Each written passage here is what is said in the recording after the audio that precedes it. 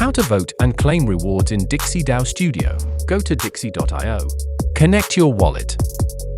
Select the meme coin DAO, which governance token you hold from the list or directly from your profile page. Don't forget to subscribe to your DAO's updates so you won't miss any new proposals.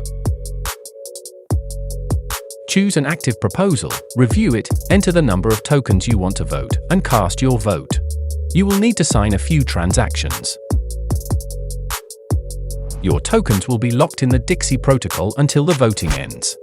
You can withdraw them anytime by revoking your vote, but in that case, your vote will be cancelled and you will not receive any rewards.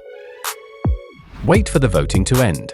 If the proposal is approved, your rewards will be automatically credited to your account. To claim your rewards, go to the profile page. Click on the Claim button and sign the transaction. To withdraw your tokens back to your wallet after voting, select the DAO where you voted, click on the 3 dots to open the menu, and click Withdraw. Select the number of tokens you want to withdraw, click Confirm Withdrawal, and sign the transaction. Congratulations, you've successfully withdrawn your tokens back to your wallet. Check your balance to confirm.